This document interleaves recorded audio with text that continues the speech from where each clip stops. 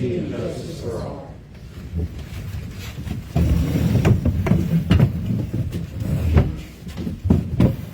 Roll call for McMullen Valley. All 5 board members are here. Quartzsite, we got Tracy and TC. Travis, I'm sorry. I keep calling you Tracy. And it's a T word. And their chairman, Philip Cushing, hopefully is going to call in pretty quick.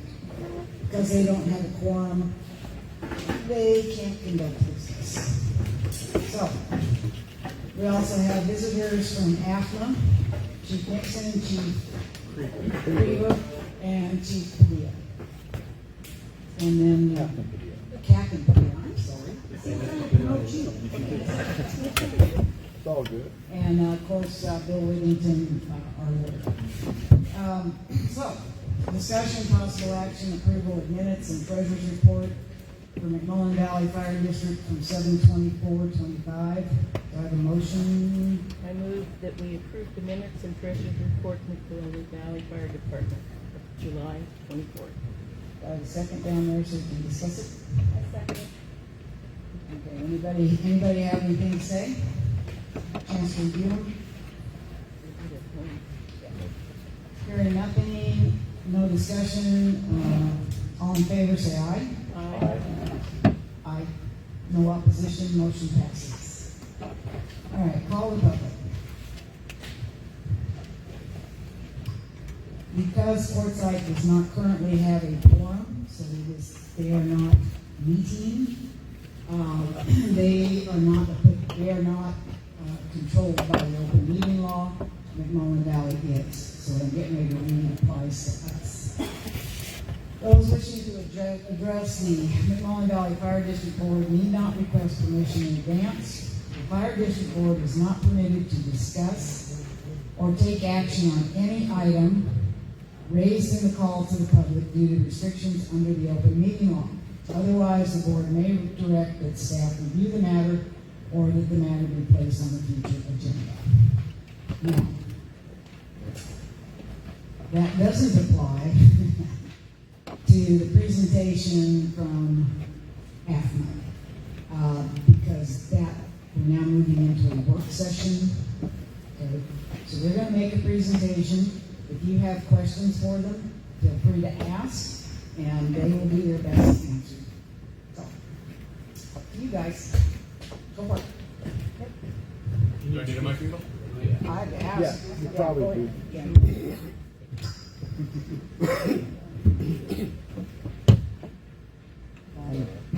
Gray bar on the bottom.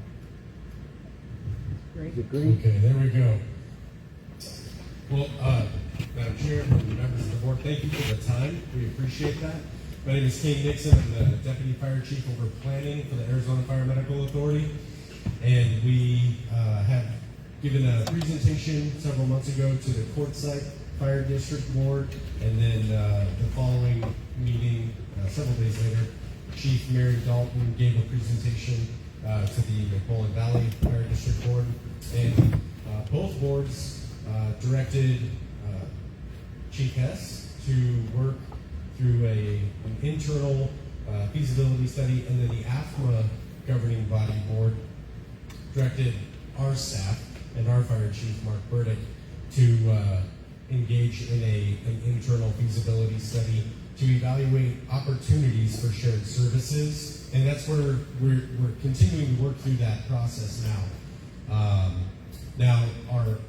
We've accessed financials, we've got policy manuals, operations, procedures, and as we're working through that feasibility study, the challenge that we're having is that we have the Arizona Fire Medical Authority is evaluating 2 separate districts. Now, we're aware of the history that these districts have with a potential merger, and in our history over the last about 10 years, we have participated in some of our districts have merged, consolidated, and carried out joint powers authority agreements. So in the state of Arizona, we are one of the most, if not the most, experienced fire districts and entities in these matters. We have done all of them and multiples of them. So currently we have 3 partner agencies: North County Fire and Medical District, South County Fire and Medical District, and the Buckeye Valley Fire District, all under Arizona Fire and Medical Authority. So our first recommendation for both boards, from our perspective, is we encourage you to continue and carry out that merger process, because what we will then be able to do is evaluate one entity, one budget, one operational plan, and then we can continue to see how the Arizona Fire Medical Authority can support this region, your communities, and your firefighters with shared service opportunities, shared service agreements. So we offer different services. We have individual intergovernmental agreement services that we can engage in. That could be human resources, that could be finances. We could bundle some of those agreements together and do multiple shared services, administrative help for your chief staff. And then we can continue down that road to all the way to what would be a joint powers authority partnership in the future. But really right now, it's challenging for us to analyze 2 separate entities moving into what would be a new budget year when they're not together. So that's where we are now in our analysis. Is we're recommending step 1 that these boards and districts come together through that merger process to create one entity, so that we can work with that entity in the analysis. And I'm happy to take questions from the community or the board. Please stand and state your name. John Lehman. I don't know what your company is and how it got here, what you normally do. I don't know how that works. Yeah, so we're not a company. We are a joint powers authority, which is an agreement amongst multiple fire districts. So we have 3 fire districts that operate as partner agencies under one umbrella. And we're right now we're in Maricopa County, and we offer some services. Our ambulance CON extends into La Paz County and Yuma County, but we're essentially just like these fire district boards, only we're in Maricopa County. So we provide fire, EMS, all hazards response. We have EMS transports in our jurisdictions in Maricopa County. And we gave presentations to both boards several months ago on who we are and what we do. To merge with those fire districts, or just, I don't understand how you help, I guess. Okay, yeah, that's a fair question. So what we've been able to do is, originally in Maricopa County, there were 5 separate fire districts. Through mergers and consolidations, those districts came together, and then through joint powers authority agreements, those districts operate under one umbrella. So for several months now, in conversations that we've had with chief staff, as well as some of the boards, and giving presentations in these board meetings to the board, we presented some of those shared service agreements. So we have multiple districts operating. They have separate budgets. They're doing separate purchasing, separate management agreements. And what we experienced in our time is expense savings through shared services, economies of scale, purchasing in a larger number, and anywhere from your gauze on an EMS call all the way up to buying multiple fire trucks at once and experiencing tens of thousands of dollars in savings on larger purchases. So what the boards asked us to do is to investigate through a feasibility study what the potential savings could be for these communities and these districts. The challenge that we're having at this point is that we're looking at 2 separate entities together, when my recommendation as a planning chief who's done many of these is that these districts merge and then create one entity.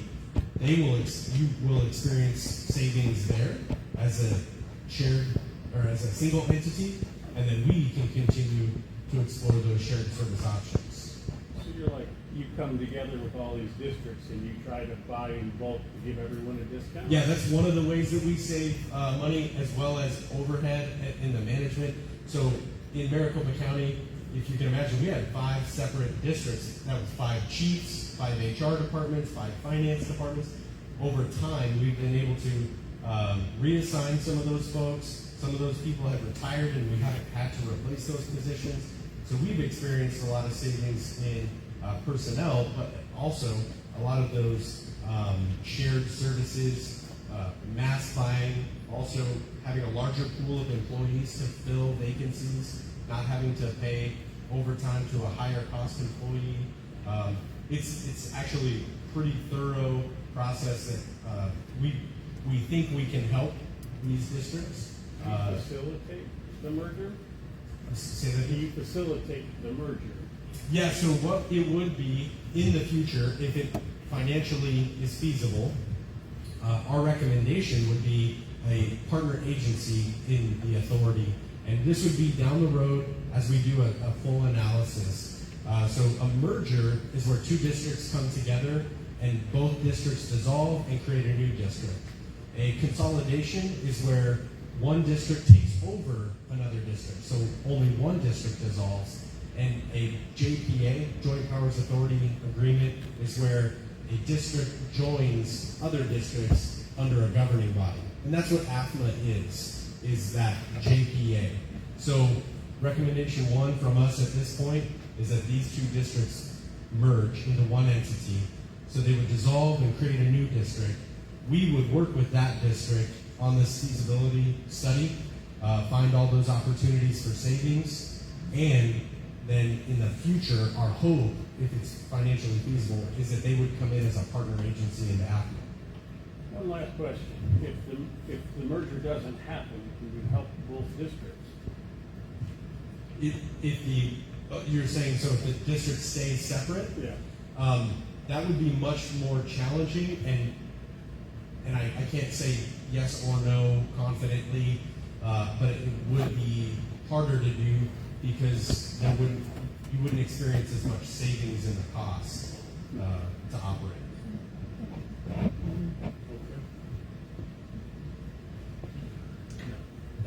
Sure. Chief Creamer. I think this gentleman in the blue shirt had a question. Please stand and state your name. Please stand and Okay, so please stand and state your name before you start. Thank Larry you. Schaffhager, Thank you. if we joined with Quartzsite, you would take us then? Or you would have to evaluate first? We'll always have to do a feasibility study. This is about service delivery. So there's no guarantee if we made the merger, that there's no guarantee that you would take us. There's no guarantees right now. We're still in the research and the feasibility study to see what we can do. But this is about service delivery. So if you look at how the fire authority was started, Sun City West Fire District was around for many years. The Whitman Fire District came together to merge to make the North County Fire District. So they joined forces. Sun City West is built out community. Whitman was a community in a rural area of Arizona. So we were able to give them better service delivery. In the meantime, Sun City West, which didn't have any growth opportunity, has growth potential in Whitman. The same thing happened for Sun Lakes. Sun Lakes was a grown community, had very good revenue income, but they had no further room for growth. So Sun Lakes combined with Tonopah. Tonopah is very open range, very similar to this area. And Tonopah was able to so we formed the South County District, so that is about service delivery. The service delivery in Tonopah went up, and the service delivery in Sun Lakes was able to maintain the same, so we were able to keep them in the same service delivery. The hub is the firefighters responding about community safety. It's our job to make sure that they're the most efficient they can be, and they can provide the best services that community can afford. We, through efficiencies, instead of having 5 fire chiefs, 5 fire marshals, a bunch of assistant chiefs, cut the overhead administration down, and then we concentrate on the service delivery, the firefighter, the engine company, and the paramedic. In essence, there's multiple ways that Chief Nixon has formed the Joint Management Authority. There's multiple partnerships up to the full JPA as a full partner in the JPA. I do have another question. I just try to understand things. Are you a government agency, a not-for-profit, or profit? No, we are a fire district governed under statute ARS statute 48. We're a subdivision of the state, and then we are funded through property taxes, just like your districts are as well. And how big is your area of operation? So we have right now 12, soon to be 13 fire stations. We are all over Maricopa County, so we cover multiple communities: Sun City West, Whitman, Sun Lakes, Tonopah, Buckeye Valley, and a lot of other unincorporated areas of Maricopa County. And we have a ambulance certificate of necessity in our North County region, our South County region, and then we have the Buckeye Valley region, which has a 2,500 square mile CON response area. That actually extends over a large portion of Maricopa County, a portion of La Paz County, and a portion of Yuma County. Yeah, we're overall, our area, I believe, is about 400 square miles. But 75,000. yeah, so I'm getting my cues. We have about 315 employees, and we run about 27,000 calls a year currently in our jurisdiction. But we're continuing to grow. So there's other small municipalities that are looking at options with us, and then other districts are looking at options. As fire districts continue to struggle with funding, the only way to move forward is either through growth and annexation, which is challenging, or through mergers and consolidations. Yeah. I can relate a little bit to some of the challenges in the small districts. I served as the mayor, fire chief, I worked with the county chief, I served as the fire chief, I worked for Preston Fire Department. And I watched them continue to struggle with their service delivery, struggle with employees that we were able to maintain and keep from leaving the organization, and then obviously the decreasing revenues or revenue challenges for that district to survive. So we're here to continue just to really help provide the service delivery to the community, provide the best ability we can for your firefighters and your paramedics, and to really have efficiency here so you get the best service possible through this merger consolidation. We are just a larger fire district conglomerate of multiple districts together. So if we were to join Quartzsite in that, how long a time would it take for you guys to evaluate and everything and then get the ball rolling on helping? Yeah, so it's going to take probably several months. We would need to continue to work with the chief staff. We already began an economic development study in the La Paz County. So we've commissioned a report with a consultant group in the state to evaluate what La Paz County has as far as economic opportunity in the future. There are a lot of technological projects that are coming. You've probably seen them on the I-10 on the south side. Those generate revenue. That might be an option. That's what we look for, additional opportunities for revenue, as well as savings within the organization. So we would be able to put together that feasibility proposal, and we would be, looking to have that presentation to the board probably in the spring of 2026. Chief Nixon? Yes. I believe that we would not be able to move forward with any sort of arrangement with AFNA, assuming we merge, or if we stay separate, until next fiscal year. Is that correct? So that would be a recommendation I would make, is that it is definitely easier on the organization to manage these types of JPAs, right? On a fiscal year process. It's a lot easier to end out a fiscal year and then begin a new fiscal year with us as an organization. It can be done off of the fiscal year cycle. It's just more challenging, creates more work. The other thing is, in between now and then, there are opportunities for us to work together through agreements. Those are intergovernmental agreements, or IGAs, essentially just a contract where if the chief officers and the board were to approve an agreement where we could help with running meetings like this, taking over human resource challenges, payroll. We have a large system, 315 employees. For us to add the staff of these districts into our systems, it would not be that challenging. But we would have to establish that agreement and identify what that cost would be. But that's part of the process. The challenge, like I said, that we have right now is that we're looking at two separate districts. How do we help these two districts? The first recommendation is they come together, and through about a year's worth of work, it sounds like this board, or both of these boards, have already entertained those thoughts. So that's our recommendation: is these boards merge, create that new entity, and then we continue that feasibility study with that new entity. Yes, Rob? Rob McDermott, Chief. So, as far as the public goes, I mean, I could say you want to create the two entities to come to one, would make your job easier. Sure. But for our job as the public, we would want to know, hey, how good is McMullen Valley doing? How good is Quartzsite doing? And then so we know what's good for us. I mean, I'm not just going to jump on the bandwagon and say, hey, let's just merge, and then you got one of them that's kind of this way and the other one's up here.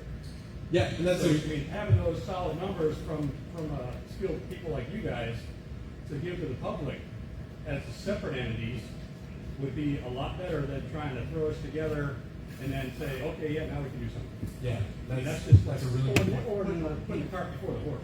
Yeah, and so I know that the chief staff and the boards, they have been working on that process, and I believe they had a presentation on what that merger how it could be beneficial to both communities. We can definitely take that and continue to evaluate it and add whatever we can to that. I'll say this: the fact that your boards had already brought this matter forward to address shows me that they've done a lot of that work and that they saw value enough to bring it forward for a vote. So, we can definitely take your presentation that you've already created and see that analysis, or see how we can add to that analysis. I've looked at your numbers already, and my recommendation today is that these boards come together for the community benefit, for the firefighter benefit. And I can appreciate the work that both boards have done, and you looking at the preliminary numbers, but really it boils down to the taxpayers. Sure. Because without us, nobody else got a job, right? So I think it's up to us to make that final decision. And with your guys' help with the numbers, we can make an educated decision. So fortunately, you've elected officials to represent you in these matters, and they represent your community. So They're appointed. No, we're not. We are elected. There are some of us that have been appointed to fill positions that will have to stand for re-election in 2026 and in 2028. So we are elected. We're the same as the Board of Supervisors, the same as the school districts. Which one of you guys have ran for your position? Right now, just Tina. Tina? Yes, Okay. right now. But that said, we are, the United States is a representative form of government. We are not a democracy. Assuming we merge, or assuming that we both come together and say we're going to go forward with the merger, just like before, you have the opportunity at the public hearing to express your opinion. That may, the board may or may not vote based on your opinion. We will listen to it.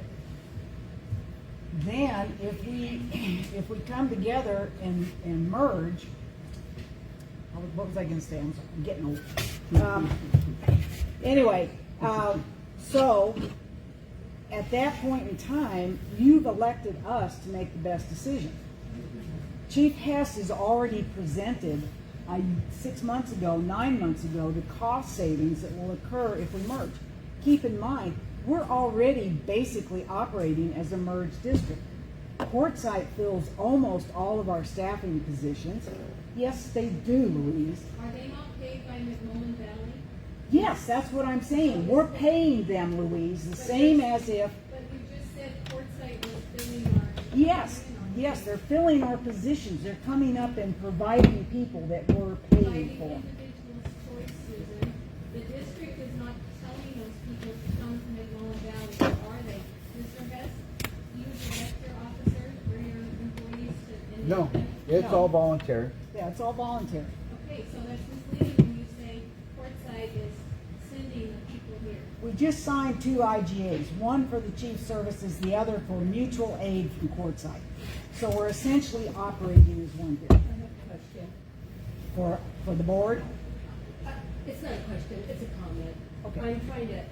I'm Gloria Dean. yes, ma'am. I'm trying to educate myself on this merger because I didn't know how it worked.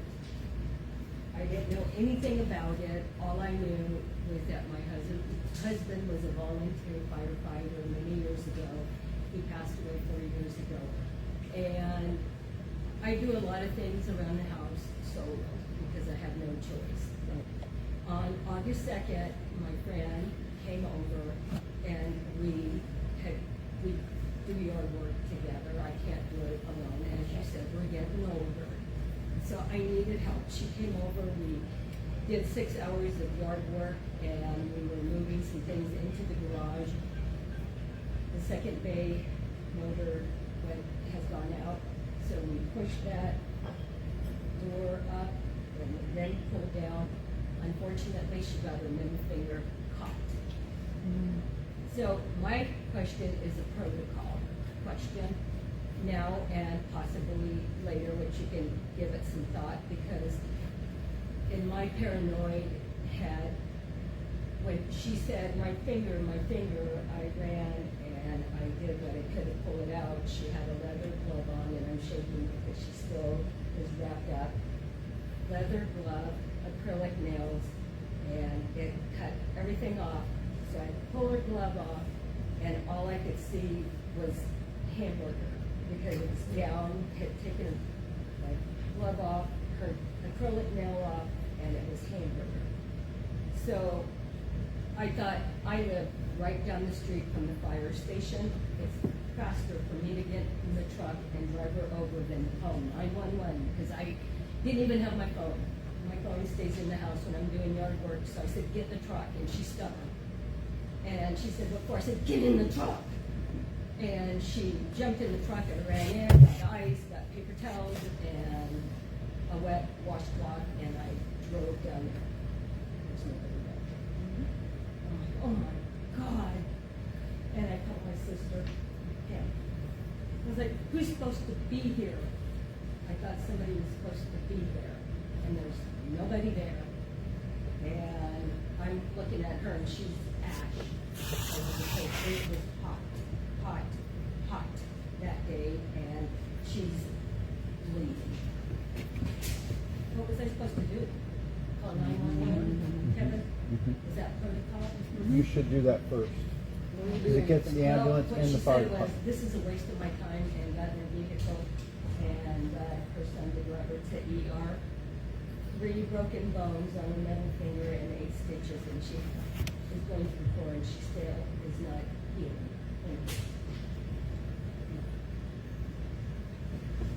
So that's my concern. So I want to learn everything about this as a taxpayer and Call for my 911. friend. Yeah. Very first thing. If you have an emergency, call 911 because they know how to get a hold of our emergency services team. And again, with the merger, firefighters, EMTs will, I don't want to say won't be given the choice because that's up to the chief and the assistant Please chief. use a microphone. I usually can hit the bathroom. Excuse me. I'll let the chief answer this question. If we merge, there will be more opportunity, I'll put it that way, not volunteer coverage in Wendon in our local station and Brenda and Quartzsite, but it'll be more of, here's your assignment. Is that correct? That is correct. So there would be more coverage. If we join with AFNA in the future, then we've got even more opportunity for coverage from them. Please stand and name it. I have a question. Yep, we got somebody on the phone. Eileen Wood. Oh, Eileen, Hold the microphone to the Eileen bottom Wood. of the phone. My question is, if somebody was supposed to be on shift, why was no one there at the fire station? Aren't they required to be at the fire station if they're on shift unless they want to call? Chief Hess will answer that for you, Eileen. Sometimes people work from home and sometimes they're out on call, so it's hard to predict where they were at the time on a given date. I would have to know the date of it and I'd have to reflect it on the calendar so that I would know for sure. So if they're on shift, they don't have to be there unless they're on call? If there's not a call, and this has been something that has been going on for decades, so it's not new. But if we become a fire district together, one of the first things I want to do is say we're going to have one full-time person working on every shift. We're going to have one reserve working along with them. They will be at the station. Why do we have that now? Because Well, you did have, we've never had that. We have never had that. And we are doing things, Eileen, based on the traditions that were set decades ago. So, change can't come overnight. It's been a long time coming. We're working very hard on this. And my goal is to get this operational, functioning, all positions filled before I retire. So, this is the way that I can leave the community in good hands, and that's my goal. to answer your question, Eileen? Not really, no. Louise. Louise Wolf, and I understand how it has been handled in the past with the McMullen Valley Fire District. However, in February, when the McMullen Valley Fire Board came together to vote on the merger, and they listened to the members of the audience, they voted it down. And one of the reasons that was stated, the most prominent reason for the benefit for McMullen Valley for the merger was shortened response times. And several members of the audience that evening asked Mr. Hess if that wasn't something that could be looked at and worked on to try to improve things. If we know McMullen has issues, to try to improve things without merging, to try to see what the districts, both districts can do without merging and see if we can solve some of the problems. And Mr. Hess, did you not say that that was something you would work on? What I'll have to do is reflect on the minutes to give you an exact answer on that. I don't have a photographic memory, but I will tell you that all these gentlemen that are here mostly work here, and when they are here, the station is manned. When the Salome people who have other jobs and things of that nature are on duty, they are not there. And that's an issue. I mean, I don't just want to say, sorry, Louie, you can't go home to your wife, you have to work at the station. So, but if he decides he wants to be a full-time firefighter, then it's like, sorry, buddy, but that's the job. So, I mean, that's the way I talk about slow change. You know, you can't just yank a carpet out from somebody. And we only have a small handful of people from Salome. And I apologize, Glory, that it happened to be a day when there were Salome people on duty. Shouldn't have happened. I feel terrible for you.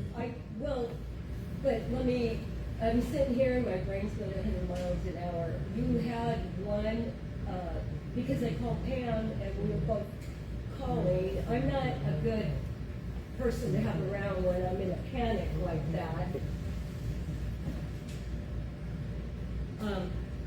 So you did have one show up, and he let us in to get water for her, for Sandra.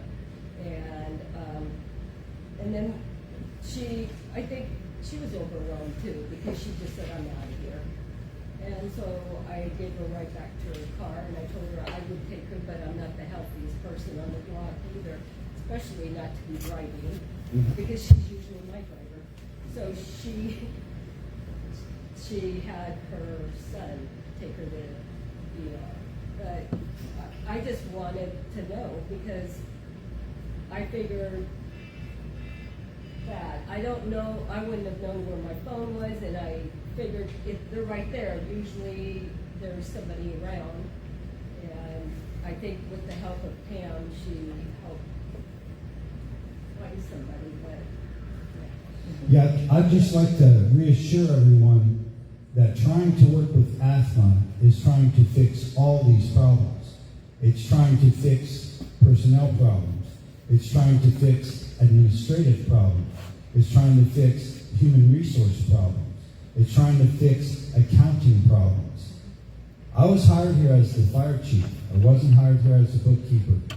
I was asked by certain members in the community when one of the bookkeepers got frustrated during the meeting and walked out, well, will you take over? And so I thought it was going to be a temporary thing. We attempted to hire someone. She was not, there was 3 individuals. They were not able to even operate the computer. So I was asked again, will you please just keep doing this? And for the 3 months that I had done it prior to us going to hire someone, I did it for free. Absolutely happy about it. But then after that, our chief said, no, you're going to get paid for that. So we are really working hard to fix this. John. I'd like to get back, and I guess the direct question to you, Kevin, would be, is it possible, putting aside the merger and IGAs and everything else, is it possible to have the station manned? What's that look like? How can we help? Well, I'll work with Assistant Chief Palma so that when he's creating the schedule, he can make sure that there's at least one member at that fire station at all the time. So that's a very good way to start by saying we have to have one person at the station. Because he chooses who works those shifts, and that might be a good criteria to decide who gets the shift. So yeah, good idea. I'm going to write that down. Thank you. That would be beneficial to our. It would be, yeah, I agree. Any more questions for AFMA? Yeah, the other thing I want to point out is our firefighters do participate in a lot of local activities like the football games and volleyball games. And so if they're not at the station, there's going to be a reason. Or if they're out on a call. It happens all the time. At least 300 times a year. So.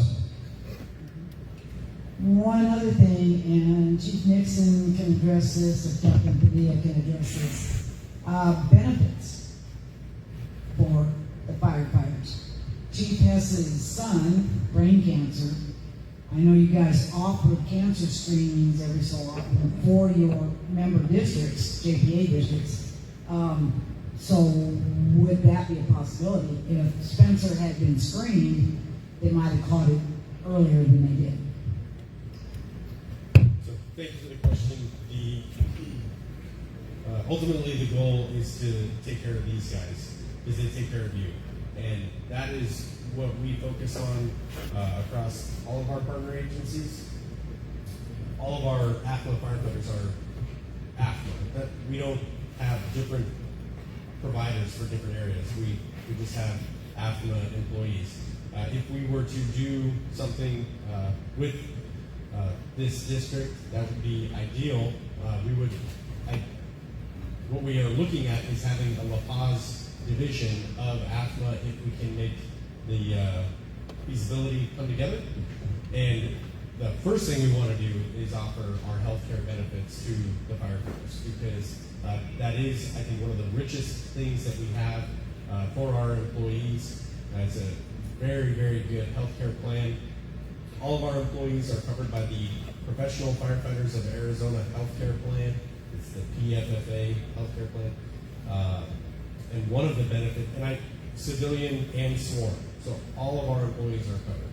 One of the benefits is Okay, I'll put you on speaker. is a cancer screening that is done at the we Vincere now- Cancer Center. we're gonna have to call it They're back. one of the best cancer And screening vote on our item. agencies in the country. I can say that confidently because I was the president of the Firefighter Cancer Support Network for 5 years here in Arizona. I still do research across the country on firefighter health and wellness. Oh, no, he's saying a lot of different things still. And that He's not a benefit recording, is he says new. bar none. Excellent. Okay. Not just to the firefighter, but our healthcare So, plan are you is driving? an excellent benefit for our families. My wife and 2 daughters have great health Okay, care well, because of where I'll I just work. put you on That speaker. matters He's to still me. talking, and then And I I'll think all of our back in the firefighters budget. would agree with Half a that. minute. So, They're on the agenda. in the future, if we can do something with this district, we would start with healthcare benefits, then we have other benefits that we would try to stair step in with the goal of getting our full benefit package available to the employee. You have a question? What is the current health care for the firefighters for McMullen versus Quartzsite? So I'll defer to the fire McMullen doesn't chief have or to benefits. Chief Aaron. Go ahead, Chief Aaron. McMullen does not have benefits. We That's don't, why we're doing this. we don't have benefits. How many firefighters are just Salome and not coming from Quartzsite that don't have insurance? Is that 2? Is that 1? Is that 20? It's about 3. Because like Susan referenced, most of the people volunteer from Quartzsite to fill shifts in Salome. And so Quartzsite has their own insurance. Yes, we Do do. you know if those 3 people have insurance from their spouse or whatever? I'm just wondering how big. Well, I hope they do. I don't pry into their business like that, but I hope they do. Well, right. I mean, yeah. See, one of the things I'm hoping for, though, John, is that we can save money on our benefits by joining their pool of insurance and by joining their workman's comp pool, because they have over 300 employees, and Quartzsite and McMullen together we have about 40. And so there's great savings in numbers. So, I mean, we would be able to save money on our benefits and then give benefits to those who do not have them. And we would have to hire some additional people to fill all the shifts and give them benefits. Because see, right now, a lot of our Quartzsite people are working lots and lots of hours. And they're young. I mean, this is America. You want to work all the time, that's fine. But by the time you get to be my age, you get kind of sick of working all the time. So we need to have young people coming up, and if we're going to retain them, we need to have benefits and stuff. I mean, there's a lot. I mean, a paycheck is a good thing, but things that keep people are security. I mean, I love security. So I want my employees to have it. These guys risk their lives every single day. We were talking about it in a meeting earlier where most people see catastrophic occurrences approximately 5 times in their lives. We see it 5 times every day. So these guys just need some help. And AFMA offers not only the insurance and the benefits, but they offer psychological support. There's just so many good things. And see, I want you to understand something else. If we merge with AFMA, I will not be your fire chief. I will be leadership of some sort, but they're going to be in charge of all the admin, and this is going to take a lot of time, possibly the start of the next fiscal year. But that being said, there's a lot of work, a lot of ground to cover, and we want to get started. So, I believe Captain Padilla has got some things to address as far as benefits, human resources being the labor, the union guy, and a good one at that. I am usually anti-union, but after hearing him at the conference, the summer conference, I'm for this one. Thank you, Madam Chair, members of the board, Chief Haskett, thank you for the time. The citizens of McMullen Valley and those up from Quartzsite, thank you for your time as well. I want to talk a little bit from a different aspect. I come from Whitman, Arizona. Whitman, Arizona, if you guys don't know where that's at, it's a small little area. It's grown tremendously since. I've been a career firefighter for 25 years now. Prior to that, I was a volunteer firefighter for Whitman.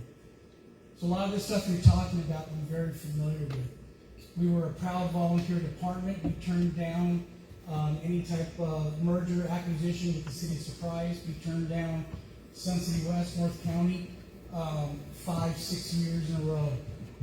We were proud. We wanted to stay our own, and we could take care of our own citizens. That was our attitude at the time. As we got older, and most of our volunteers just started younger, as they got older and started to age out, as new people moved into the area, we got less and less volunteers.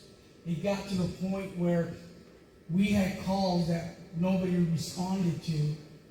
We had times where people would go to the fire stations and nobody was there. So we had to make a decision. The decision is, what's the correct action to provide service that our citizens pay for? You guys pay for this out of your taxes. You request a certain level of response. We were in the same position. At that time, we went to a paid department. We started out with one firefighter on a truck, the rest volunteers. Several years went by, we got 2 firefighters on a truck, the rest volunteers. The remainder of our volunteers aged out. Then we couldn't get any more volunteers. Nobody wanted to do it. Everybody worked in the city for work. Nobody could get there on time. So we went to a reserve program. So we had reserves that would come in, and like most reserves, they have other jobs elsewhere, and they come and pick up shifts here and there. So we would run maybe 2 guys, 3 guys on a truck for multiple years. Then we got a new fire chief. A new fire chief by the name of Eddie Rios came in and sat down with the public and sat down with firefighters and said, what are we doing? We're not providing the service that people expect from us. We're not providing the service that we paid for, because I lived there as well. At that time, we were approached once again by North County Fire District and said, this conversation right here, I am reliving the whole conversation again. Everything that was said here tonight was said back then. We ended up moving forward with merging districts into one. And I can tell you, as a guy who lived in Whitman for 15 years, started as a volunteer there, became a full-time firefighter there, what happened? It didn't happen overnight, but it happened through savings. The savings were, Whitman no longer had an administration staff, we no longer had a fire chief, we no longer had battalion chiefs, we just had line guys. The North County Fire Department, they provided all those services. With those services, we saw additional savings. We saw money that we were no longer paying out to other staff, to finance departments, HR departments, hiring attorneys. We were all under one. We saved enough money that within I believe 2 years after with merging with North County, we supplied a 4-man fire truck, which is per NFPA guidelines. That's NFPA guidelines. We should be having 4-man fire trucks whenever you have departments that are paid. We went to that. Not only did we go to that, is shortly after that, we were able to provide an ambulance to the city of, or to the, unincorporated area of Whitman. So within several years of merging, Whitman now, and even to this day, Whitman, out of the same station that's been there for 30 years, we use the same station, it's been renovated. We now have an engine with 4 men on it. We have a brush truck, a water tender. We have an ambulance that's staffed with a paramedic and an EMT. The changes for mergers don't happen overnight. You're not going to see instant savings. It takes time, just like any other business, like any other model. It takes time to create the savings. And the savings are created when you put a fire board in place who hires a fire chief who has to make these difficult decisions on how to move forward. I'm not sitting up here as AFMA right now talking to you saying, do this and come with AFMA. I'm talking as someone who lived through what you're going through. And I can tell you, as a citizen of Whitman and a member that works there, it was the greatest thing for our community. It was the greatest thing for our community that happened. There was some hurt feelings. I was a volunteer, and I worked with a lot of the other volunteers, and they felt slighted. There was no slighting. What this was is building on a foundation that they created through volunteers, and that's the United States of America. That's how we started everything we did. We volunteered, and it gets to a point where it gets to where we're at. That's what happened with us in the fire service in Whitman. We went from there to here. Now, on that point, I would like to talk about the AFMA side when we became part of AFMA, how that benefited me as a firefighter. For me as a firefighter, what it did is allowed me now to have a retirement, to provide a house for my family and send my kids to school. Where if I stood a small single department where we were at, I would have never put my children through college, which I never had a chance to go. I would have never been able to have a retirement, because what many of you don't know, if you're on PSPRS, public safety, like the paid guys are, you don't get to collect Social Security. So I wouldn't have had a retirement other than a real small retirement. Now I can get a retirement, a house, put the kids through school. I got 4 kids that are grown, 2 are married. I got rid of the last 2, but things are going good. The benefits that help, as he talked about, is as AFMA grew, the pool of employees grew, which brought down cost of benefits. It brought down the cost so much that we were able to join a group called the PFFA Healthcare Trust. And why that's really important, as Chair was saying earlier, is it provides stuff that firefighters need inherently, and that's cancer screening. Firefighters are 10 times more at risk of getting cancer than the average person. That's just because of the job, because of their turnouts. The turnouts contain PFAS. They work with AAA foam, which is cancer causing. They get in the bays of the trucks, start. It just adds up. I was able to participate in the cancer screening 2 years ago. 2 years ago, I was 52 years old. Yes, I'm older. 52-year-old man. I went in. I felt healthy. Nothing wrong with me. I got a phone call. I'll make it short. I got a phone call about 2 weeks later. Says, you have cancer.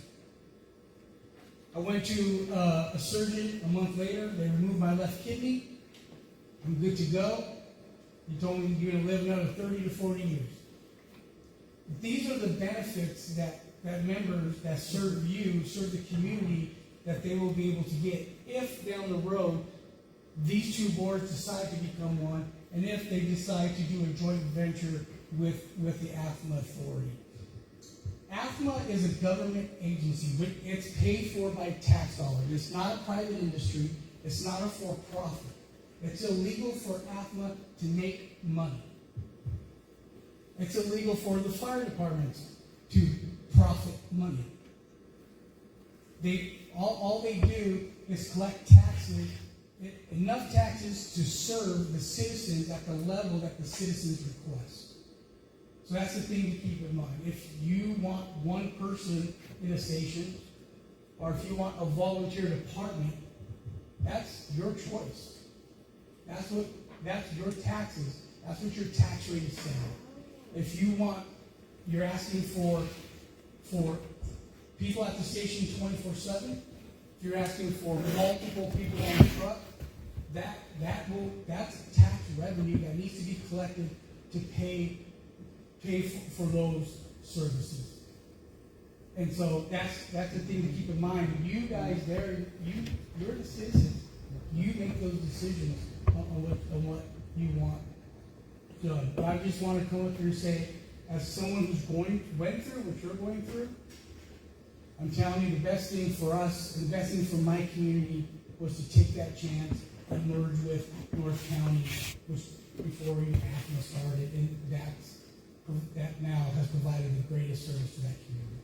That's all I wanted to say. Thank you. Thank you. I have a comment I'd like to say. It relates to a few of the different questions that have been going on. I know at times it's been mentioned, yeah, we volunteer. Yes, we do actually get paid. But also, I will say with that, there's days, Assistant Chief Baldwin's been asking for coverage for a few different days. And no one's been able to cover it. None of the Salome people have been able to cover it over and over. At a certain point, yes, I'll get paid to come here. I'm going to do a shift later on this month. I have to tax. I make $150. It costs me when I get here. Ask my wife, my kids, would it be worth $100 for me to be gone for another day? I'm busy. I work a lot of hours. I work different jobs. I'd rather be home. I really would. I do enjoy seeing you guys. I've been on plenty of your calls, different houses here. I do enjoy being in the community. But at that cost to my family, it's tough. So that's related to a few people. Thank you. The question for you would be, if we go with AFTA, AFMA, does that increase your pay and you'd be more apt to come, or more employees? How does that go? They'll be able to answer a little bit better on how all that would work ultimately. Well, you're the guy showing up. I care about you. Yeah. So, no offense. Currently, and I only know so much of how the budget works with each place. I don't believe Salome has enough budget to, let's pay them lots more, and we'll bring in more people to fill in shifts. But with those savings that they've talked about over time, that would start to slowly bring that up, bring more people, yes. So you're saying more people, not more money, more so people more or to show up? more money. Yeah. And a lot of that would need to come through the feasibility study so that we can actually make decisions on data. Yeah.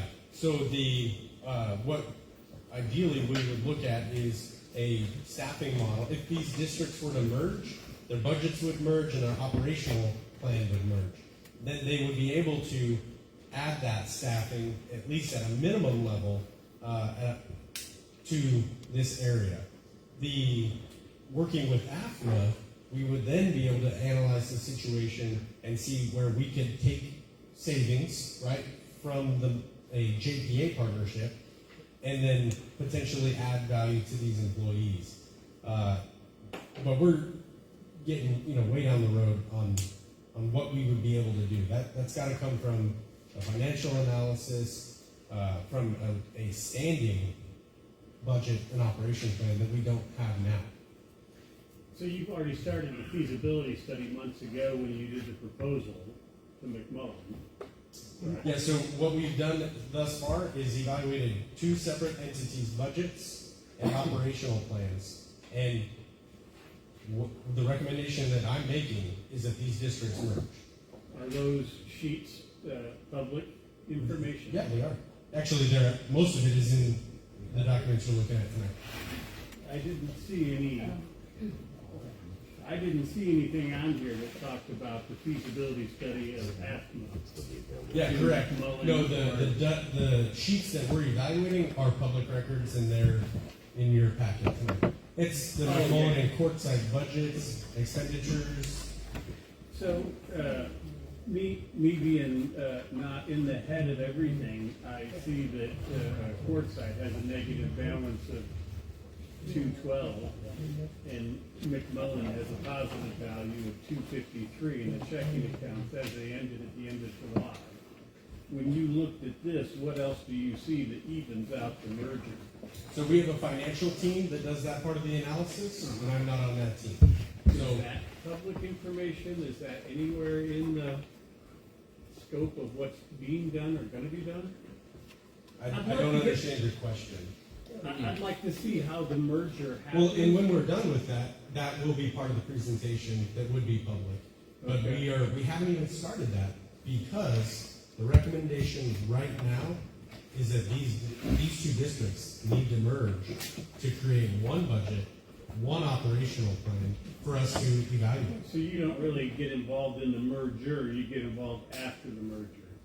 And so my concern is that the balance sheets that I see between the two districts today, what I see on numbers is completely opposite. One's 200 negative and the other is 200 some positive. That's a concern. And so I'm sure there's more stuff in the Right, so mix. obviously there's none of our mergers, much like Captain Padilla had mentioned, none of our partner agencies have all improved their service delivery in our mergers over the last 8 years. Service delivery, the employees, everybody's better for the communities.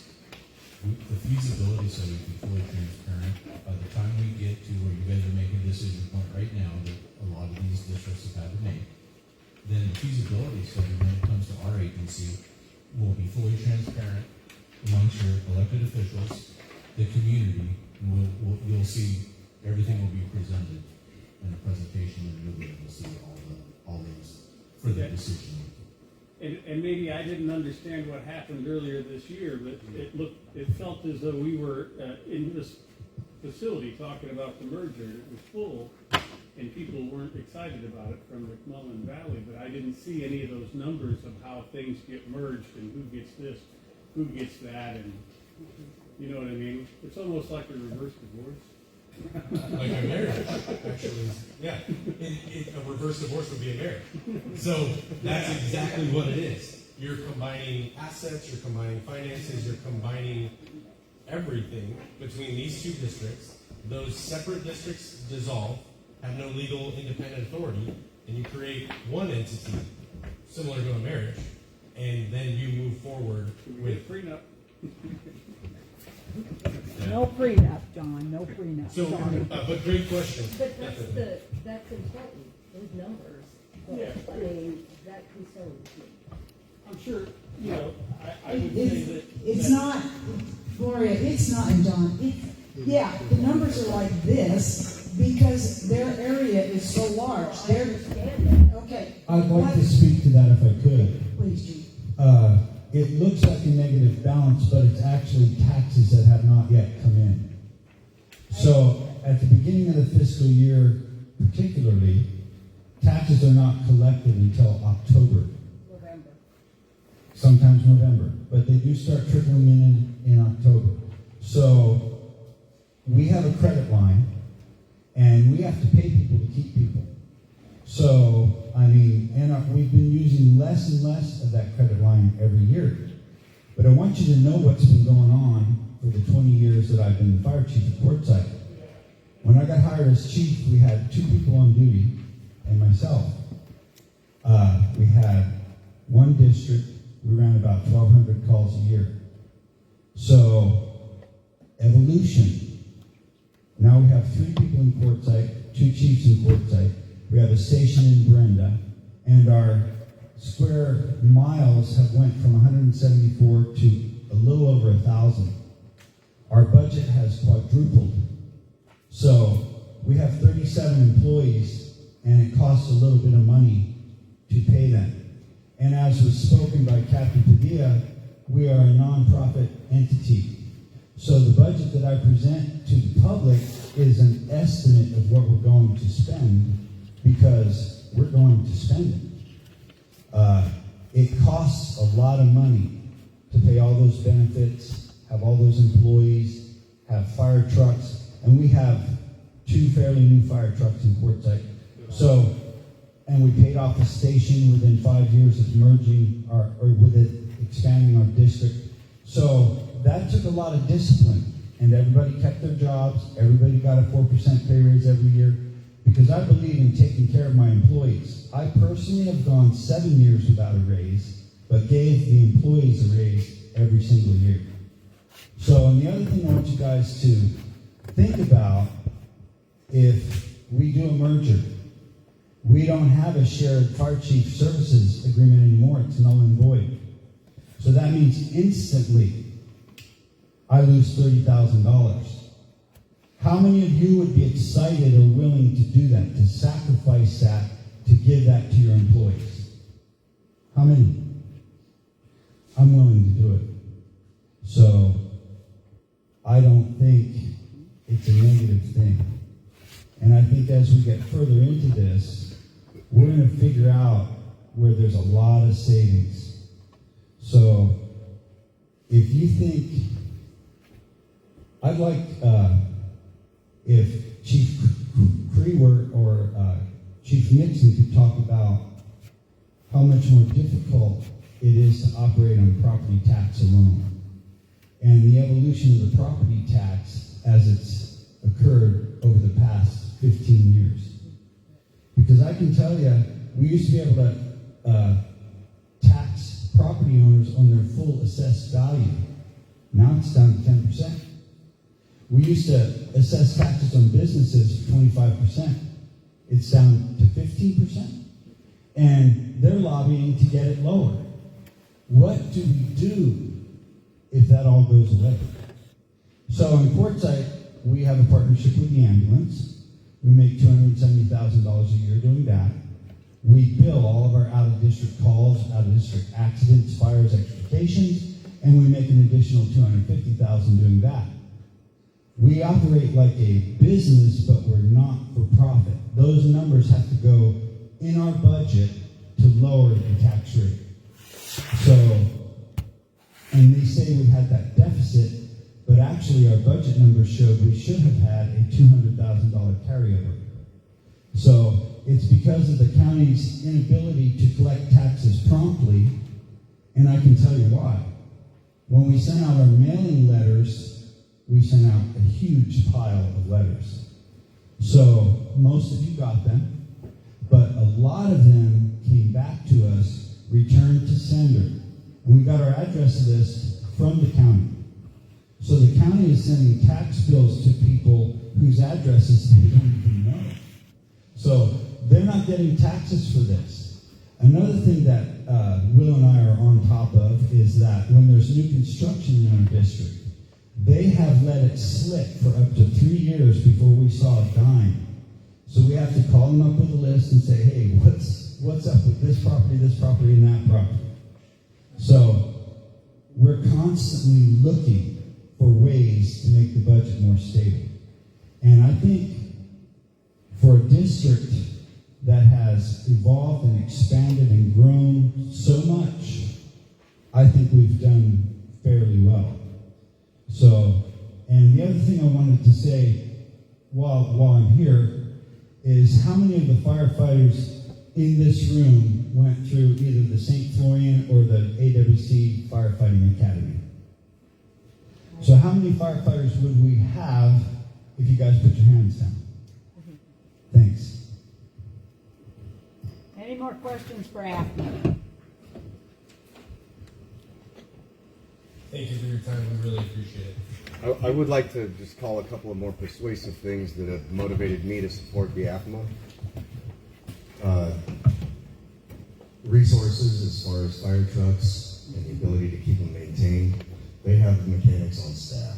And so right now with Quartzsite, we've got a couple of trucks that are farmed out all over Phoenix looking for repairs. And it's a very big challenge trying to get those trucks repaired in not just timely, but an affordable manner.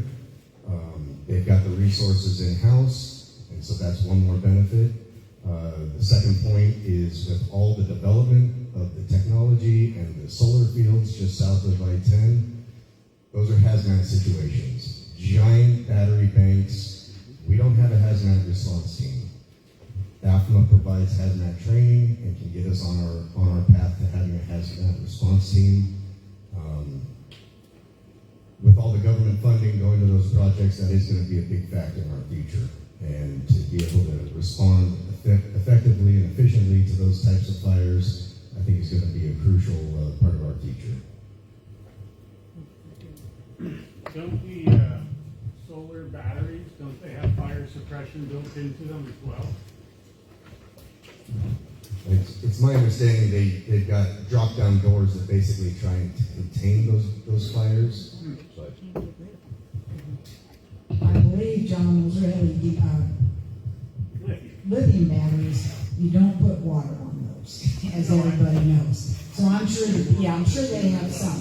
Quartzsite was fortunate enough to go fire train with the Atlas.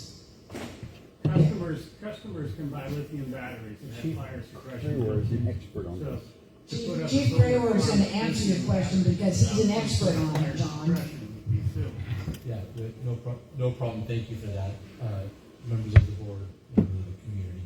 We have probably the biggest impact in Honeypaw with Palo Verde. We have a lot of solar impact. We have the biggest battery storage impact in the State of Arizona. We have over 3 gigabytes currently of battery storage within our authority. So we formulated our code amendments to make sure that we held those battery, solar, BESS systems. The solar farms take up a lot of land, which as a district, it can impact us because instead of rooftops there, we're looking at solar, and that impacts obviously our revenue opportunity there. And the depreciation of solar is pretty rapid, so we lose, we don't gain a lot there. But the battery storage lithium ion is very specific. Code-wise, we want to make sure it's a fair distance away from any homes, any residents. And also the actions that we take, we have tied in subject matter experts. We work closely with the utilities on the mitigation. You're right, Chairman, you do not want to put any water on these. They have propagation and ventilation. When they get hot and they start to overheat, we want to maintain them to the specific cabinet and not run the whole yard and run the whole system. So the other important part that we're missing is the letter of deployment from the state. We as the fire authority, we have a fairly robust fee schedule in our fire prevention division. In this fire prevention division, we charge permit fees that help cover the cost for our response because these are long, drawn-out episodes when you do get a cabinet that gets hot and gets overheated and goes into propagation and into a thermal runaway. So the fee schedules that really right now that you would be able to collect with the LOA, with the state, and then implementing that fee schedule, you're looking at on these projects, the battery storage, a couple $100,000 in permit fees alone per project that comes into your community. And right now you're missing that.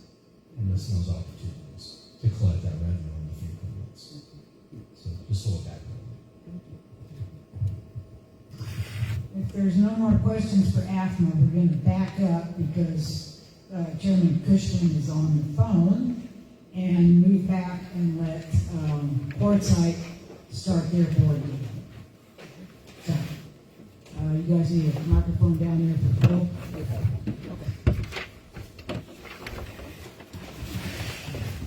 Can we just go to item number 4? Where you'd like. Yeah, let's Can just. Phil hear you? Hey, Philip, are you able to hear me? Yes, I'm here. Okay, we're going to start at item number 4, which is discussion, possible action, and approval of the minutes in the treasurer's report from 7/22/25. Okay. Since I'm on the phone, would it be better if I had one of the other board members run the meeting? You're doing fine. We can hear you. We can hear you. Okay. All right. Let's see. I don't have that in front of me. I'll make a motion that we approve QFD 7/22/25 minutes and treasurer's report. Do I have a second? I'll second that. Okay, I have a motion and a second. Is there any discussion? Not for me, I'm good. Okay. Hearing no more discussion, all those in favor of approving, signify by saying aye. Aye. Aye. Okay, motion carries.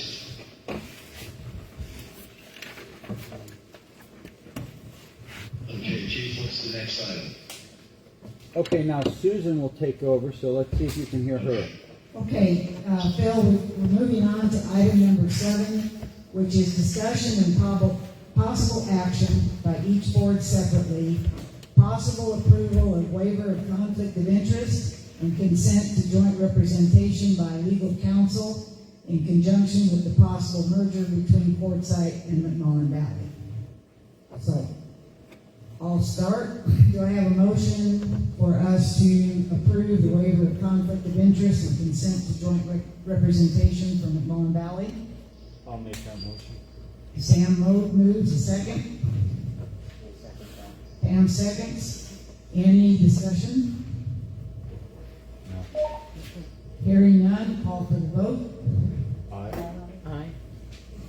All in favor, say aye. It passes. Bill, you're in.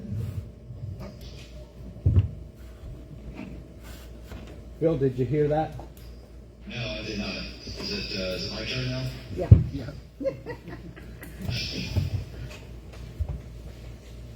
Okay, so there they're talking about the possible approval of the waiver of conflict of interest and consent to joint representation by legal counsel in conjunction with possible merger between Quartzsite Fire District and McMullen Valley Fire District.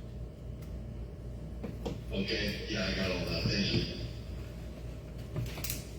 I can make that a motion. Okay, do I have a second? I'll second. Okay, I have motion and second, is there any discussion? No, other than it's the same as what we were doing on the last one, so. Okay, hearing no discussion, all in favor, please say aye. Aye. Aye. No opposed, so the motion carries. Thank you very much. Okay, Phil. Let him do it first. Yeah, I'll read this because you're on the agenda first. Can you hear me? Yes. Okay, discussion and possible action. Possible approval of resolution number 2025-8-28-QFD, directing that a merger with McMullen Valley Fire District be considered and calling for a public hearing regarding the same. All those in favor of calling a public hearing, signify by saying aye. Let's get the motions first, Phil. Okay. I can't remember all that. I get it. I'll make a motion to consider. And I'll second. Okay, I have a motion and a second. Is there any discussion? Nope. Okay, hearing no discussion, all in favor, signify by saying aye. Aye. Aye. Okay, no, motion carries. Okay, McMullen Valley Fire District, discussion and possible action, possible approval of resolution number 2025-8-28-NBFD, directing that a merger with the Quartzsite Fire District be considered and calling for a public hearing regarding the same. I'll make that motion. Have a second? Second. Second by Judy New. Any discussion? Hearing none, call for the vote. All in favor say aye. Aye. Aye. No opposed, motion carries.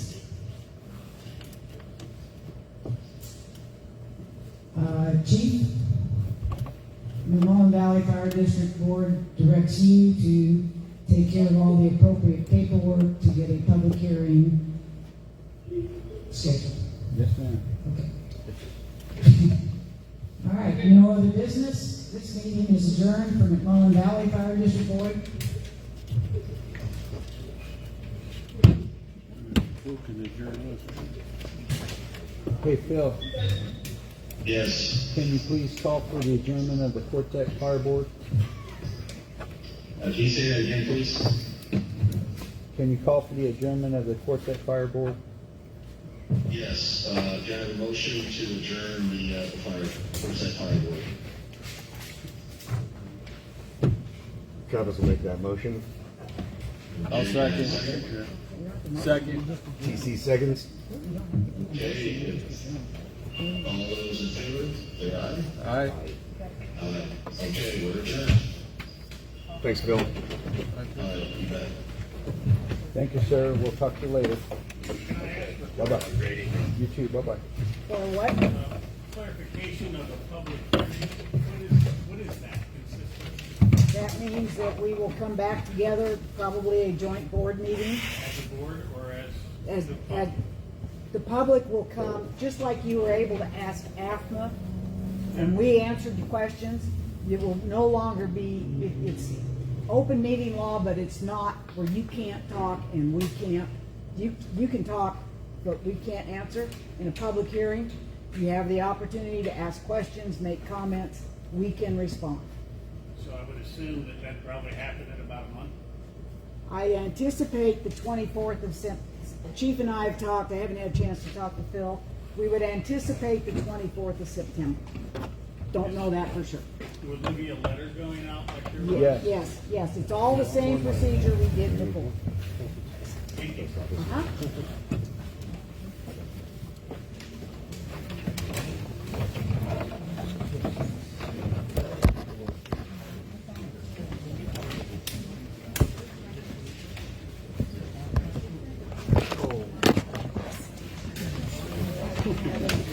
Aye.